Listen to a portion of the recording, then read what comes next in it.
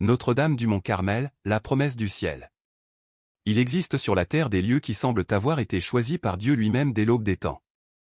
Des endroits où le ciel touche la terre avec une douceur et une puissance telle que même l'air qu'on y respire semble chargé d'éternité. L'un de ces lieux sacrés est le Mont Carmel, en terre sainte, un promontoire majestueux qui s'élève au-dessus de la mer Méditerranée, baigné de lumière et de silence. C'est là, il y a près de 3000 ans, que le prophète Élie défia les faux dieux et fit éclater la gloire du Dieu véritable. Mais ce mont, déjà empreint de feu et de foi, gardait un secret encore plus grand, il devait devenir le berceau d'une des dévotions les plus puissantes et les plus aimées de toute l'Église catholique. L'histoire de Notre-Dame du Mont Carmel est une histoire de foi, de persévérance et de promesse divine, une promesse venue du ciel qui a traversé les siècles, apportant consolation et salut à des millions d'âmes. Le feu du prophète et la nuée de la promesse. Bien avant la naissance du Christ, Israël s'était plongé dans l'idolâtrie. Le roi Achab avait épousé Jézabel, princesse phénicienne, et avec elle était entrée la dévotion à Baal, le faux dieu de la fertilité. Des autels païens s'élevaient partout, et le peuple du Seigneur se laissait séduire par le mensonge et le péché. C'est alors qu'apparut Élie, le prophète du feu, un homme austère, solitaire, mais habité d'une foi que rien ne pouvait briser. Il vivait sur le mont Carmel dont le nom, en hébreu, signifie « le jardin de Dieu ». Et ce nom n'était pas vain. Le mont était un écrin de verdure, des sources claires jaillissaient de la roche, des fleurs sauvages couvraient les pentes, et du sommet, la mer et les plaines d'Israël s'étendaient à perte de vue. C'est sur cette montagne bénie qu'Élie convoqua les 450 prophètes de Baal. 2 autels furent dressés, 2 sacrifices préparés. Le Dieu qui répondrait par le feu serait reconnu comme le seul vrai Dieu. Les prophètes de Baal crièrent, dansèrent, se lacérèrent de leurs propres mains, mais le ciel resta muet. Alors Élie s'approcha. Il fit verser de l'eau 3 fois sur son autel jusqu'à ce qu'elle ruisselle autour de la pierre. Puis, dans un silence sacré, il prononça une simple prière, et le feu descendit du ciel, embrasa le bois, consuma la pierre et même l'eau. Le peuple tomba à genoux en clamant « Le Seigneur est Dieu ! Le Seigneur est Dieu !» Mais le miracle ne s'arrêta pas là. Élie, le visage contre la terre, pria encore, demandant la pluie qui manquait depuis 3 ans. Son serviteur guetta la mer, 6 fois il ne vit rien, mais à la 7e, une petite nuée apparut à l'horizon, grande comme la paume d'une main. Élie sut alors que Dieu avait répondu. Bientôt, le ciel s'obscurcit et une pluie torrentielle vint arroser la terre desséchée. Les pères de l'Église verront plus tard dans cette petite nuée une image prophétique de la Vierge Marie, de même que la nuée apporta la pluie qui sauva Israël, Marie devait enfanter Jésus, l'eau vive, qui sauverait l'humanité entière. Ainsi, bien avant sa naissance, la Mère de Dieu était déjà présente dans la mémoire sacrée du Mont Carmel. Les ermites du Carmel, les fils d'Élie. Les siècles passèrent. Sur cette montagne, d'autres hommes vinrent chercher le visage de Dieu dans le silence et la solitude. Ils se disaient, les fils des prophètes, disciples d'Élie. Dans leur grotte, ils priaient, jeûnaient et gardaient allumée la flamme du ciel. Vers l'an 1190, au temps des croisades, des chevaliers venus d'Europe arrivèrent en Terre Sainte. Parmi eux, certains ne cherchaient ni gloire ni conquête, mais la paix de l'âme. Conduits par un Français nommé Berthold, une dizaine d'entre eux renoncèrent à leurs armes et décidèrent de vivre en ermite sur le mont Carmel, ce lieu où Élie avait parlé à Dieu, où la nuée était apparue, où le feu divin était descendu. Ils bâtirent de petites cellules de pierre près d'une source appelée la fontaine d'Élie. Chaque homme vivait seul, mais tous se rassemblaient chaque jour pour prier dans une chapelle modeste qu'ils dédièrent à la Vierge Marie, qu'ils nommèrent Notre-Dame du Mont Carmel. Ainsi naquit la première communauté carmélitaine. Leur vie était pauvre et simple, ils travaillaient la terre, tressaient des paniers, mangeaient peu, parlaient encore moins. Mais leur silence n'était pas vide, il était plein de Dieu. La renommée de ces saints ermites se répandit dans toute la Terre Sainte. Les pèlerins racontaient leurs miracles et leur sagesse. Bientôt, d'autres vinrent se joindre à eux, jusqu'à ce qu'ils soient des dizaines, formant une fraternité unie par la prière. La règle de Saint Albert. Vers l'an 1208, leur patriarche spirituel, Saint Albert de Jérusalem, visita le mont Carmel. Ému par leur ferveur, il leur donna une règle de vie simple, lumineuse et exigeante. Vivre dans l'obéissance de Jésus-Christ, méditer jour et nuit la loi du Seigneur, et persévérer dans la prière. Les frères devaient habiter chacun leur cellule, se réunir seulement pour la messe et un repas fraternel, travailler de leurs mains, garder le silence, jeûner et s'abstenir de viande. Leur vie était rude, mais remplie de paix et d'une intimité profonde avec Dieu. Pendant un demi-siècle, l'ordre du Carmel prospéra sur la montagne. Les pèlerins les appelaient les « hommes du feu et de la nuée ». On disait que la Vierge Marie leur apparaissait parfois pour les consoler et les guider. Mais vint le temps de l'épreuve. Les armées musulmanes reprirent peu à peu la Terre Sainte. Jérusalem tomba, puis les villes alentours. Les carmes savaient qu'ils ne pouvaient résister, ils n'étaient pas des soldats, mais des contemplatifs. Le cœur brisé, ils quittèrent leur sanctuaire, emportant seulement leur croix, leur livre et leur confiance en Dieu. Exil et désespoir. Entre 1230 et 1240, les carmes se dispersèrent. Certains trouvèrent refuge à Chypre, d'autres en Sicile, d'autres encore en Angleterre et en France. Ce fut une diaspora douloureuse. Ils avaient perdu le Carmel, ce paradis terrestre où Dieu semblait si proche. En Europe, tout était différent. Le bruit des villes, le tumulte des marchés, les universités, la vie trépidante du XIIIe siècle, comment vivre leur vocation d'ermite dans ce monde agité? Beaucoup doutaient, d'autres voulaient renoncer. À cela s'ajoutait une menace plus grave encore, le Concile de Lyon, en 1245, avait décidé que toute congrégation fondée après 1215 devait être supprimée. Les carmes, dont la règle n'avait été approuvée qu'en 1208, étaient sur la liste. L'ordre semblait condamné à disparaître. Siméon Stock, l'homme du tronc et de la prière. C'est alors qu'un homme surgit, comme un dernier flambeau dans la nuit, Simon Stock. Né en Angleterre vers 1165, il était connu pour sa vie de pénitence et de solitude, selon la tradition, il aurait vécu 20 ans dans le creux d'un vieux tronc d'arbre d'où son nom, Stock, le bois. Mystique et homme de prière, il rejoignit les Carmés, en 1245, fut élu supérieur général de l'ordre. Il avait 80 ans. L'heure était sombre, leur maison était fermée, leurs membres dispersés. Mais Simon ne désespéra pas. Chaque nuit, à genoux, il implorait Notre-Dame du Mont Carmel, leur protectrice, de ne pas abandonner ses enfants. Il priait avec des mots devenus célèbres. Fleur du Carmel. Vigne fleurie, splendeur du ciel. Vierge mère incomparable. Douce mère, mais toujours vierge. Sois propice à tes enfants du Carmel. Étoile de la mer. Et la Vierge entendit sa prière. L'apparition du 16 juillet 1251.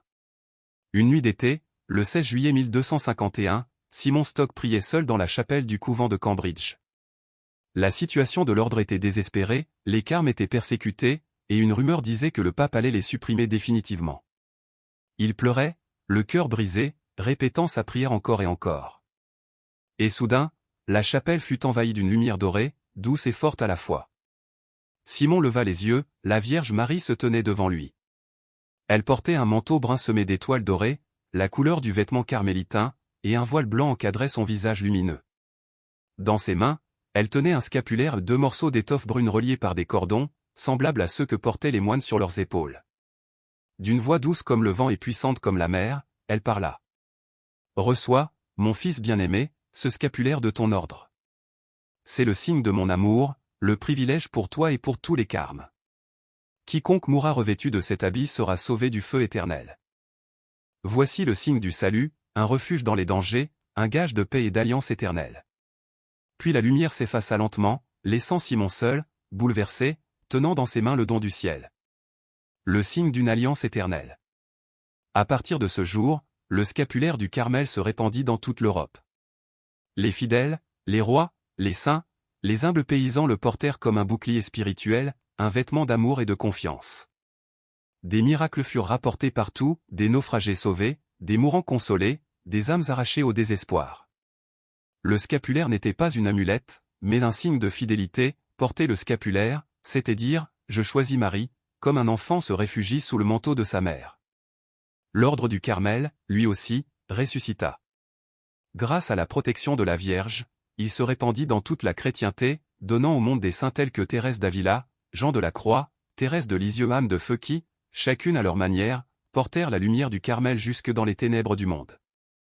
Et sur le mont Carmel, toujours, souffle le vent d'Élie et murmure la prière des siècles. Le feu du prophète brûle encore, la petite nuée de Marie plane encore sur la mer, et la promesse demeure. Quiconque se confie à moi ne périra pas. Sous le manteau brun de Notre-Dame du Mont Carmel, le ciel touche encore la terre. La promesse du Mont Carmel.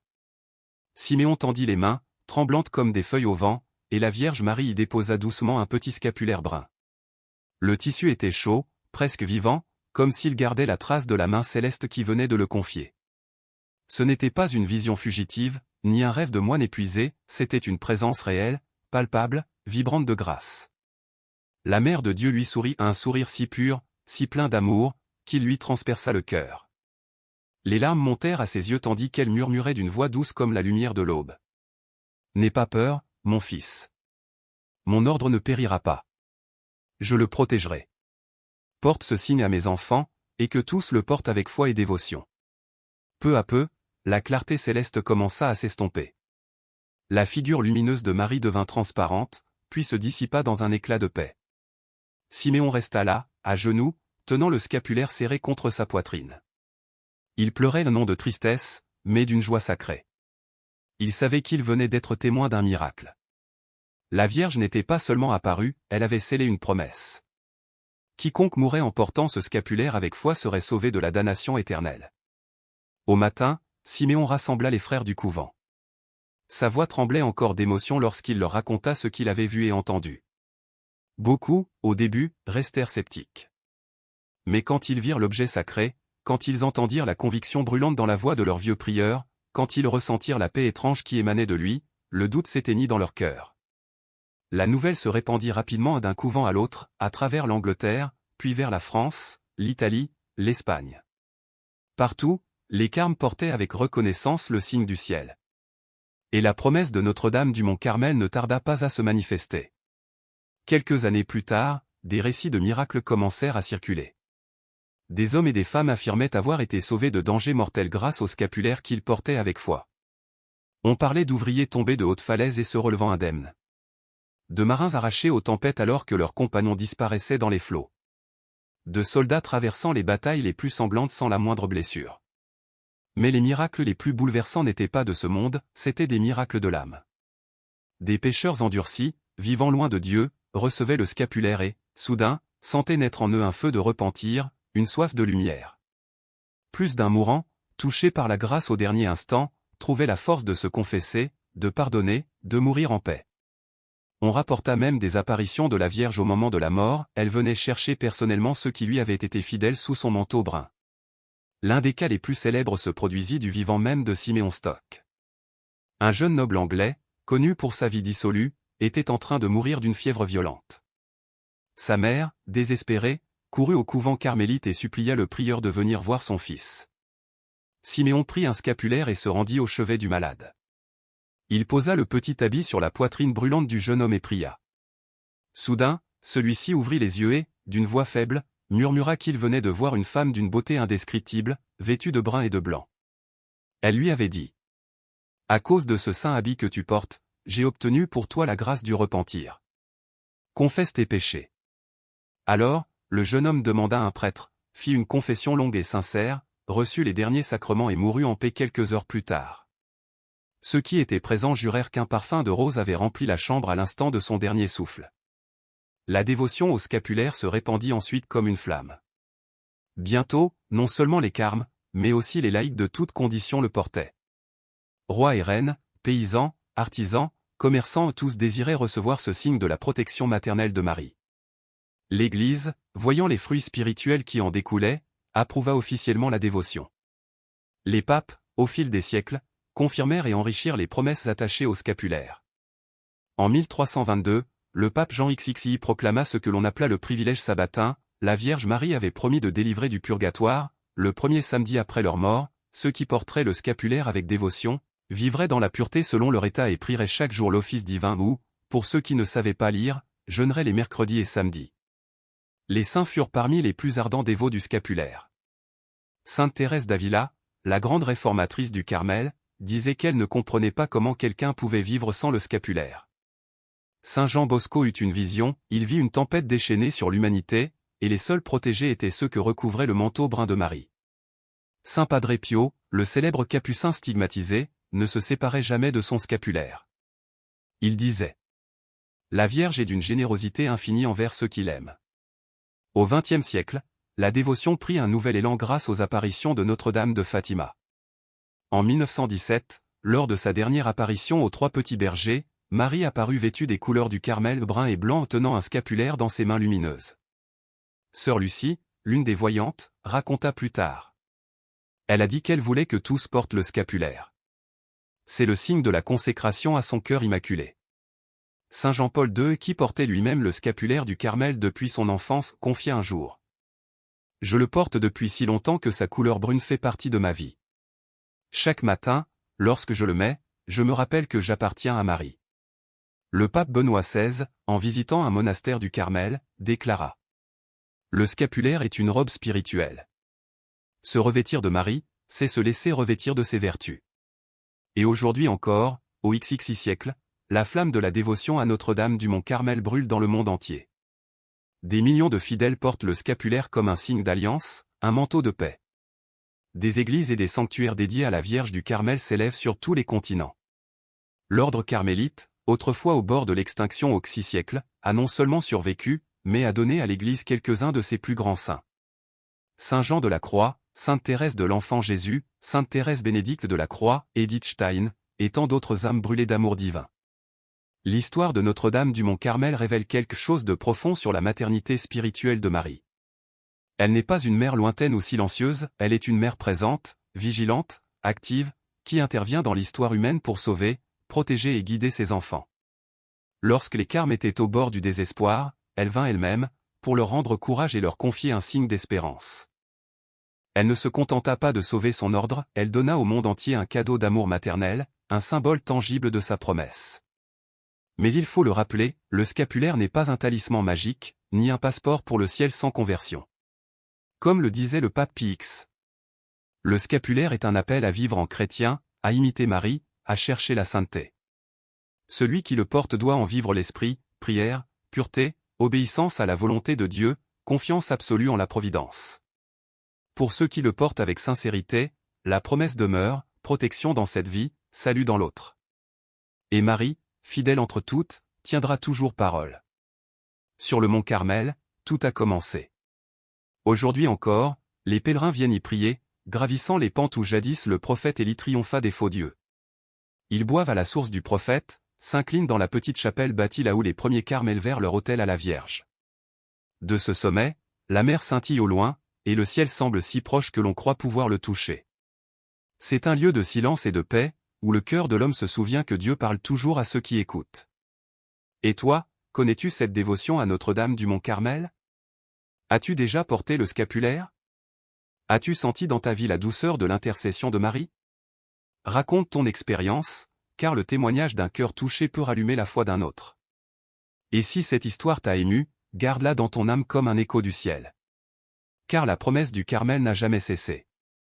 Celui qui me porte, je le protégerai dans la vie, et je viendrai le chercher dans la mort. Et Marie, toujours, tient ses promesses.